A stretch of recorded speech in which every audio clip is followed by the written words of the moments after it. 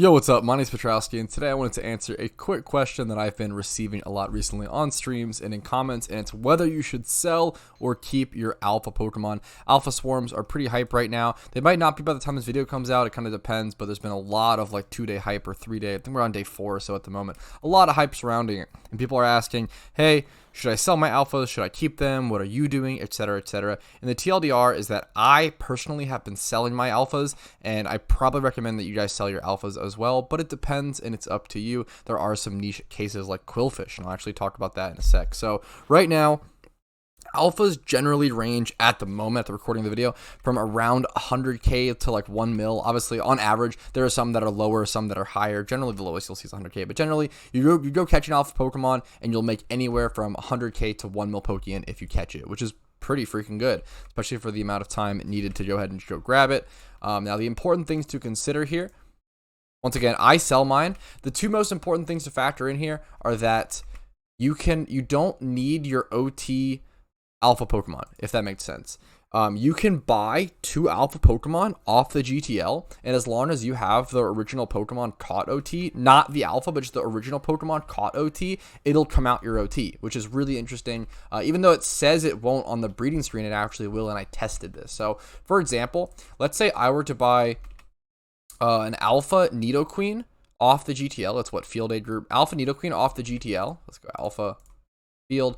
If I were to buy an alpha Nidoqueen or a Nidoking, whatever, off the GTL, let's say a male one, and I were to breed this with a female Vaporeon, it doesn't matter, it would come out my OT as an EV because it's female species, but it would come out my OT even though I bought 2 non-OTs off the GTL, as long as I have, I believe, as long as I have EV caught OT in my Pokedex. Not alpha EV, but just EV in general. So it's really easy to just essentially create alpha OTs. They're not a very like desired thing like a normal Pokemon might be, or like a shiny Pokemon might be. And then secondly, alpha Pokemon really should only decrease in value from this point onward until another Pokemon in the egg group that becomes extremely desired is released. A really, really good example of this is Quillfish.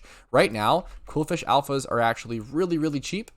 Go ahead and show for this alpha Quillfish. Quillfish is the cheapest alpha, I believe, right now at around 88k, because for the main reason being, it gets Intimidate, which is a fantastic ability, although Quillfish is a pretty good Pokemon in NU, in my opinion, pretty underrated, although most of the time, if you're running Quillfish, you're usually running Swift Swim.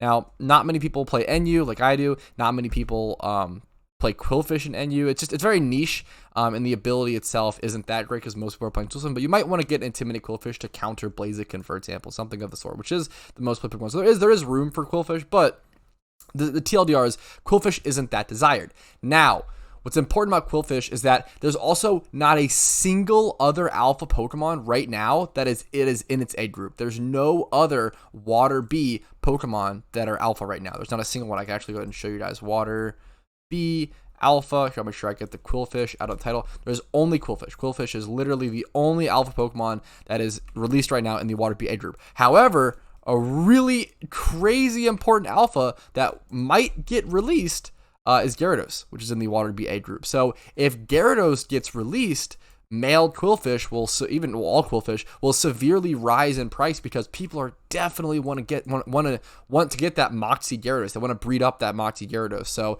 that is a big deal. That's a good thing to think about. Like most alphas, I do think are just going to go down in price as more and more enter the egg groups and more get released.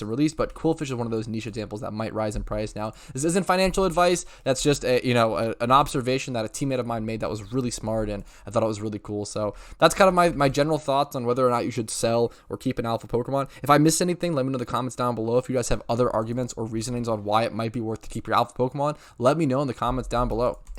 If this video was helpful, make sure to leave a like on it, subscribe to the channel for daily PokeMMO content, check out the Discord links down below for a ton of resources on the game and pings on Discord whenever an alpha Pokemon is released.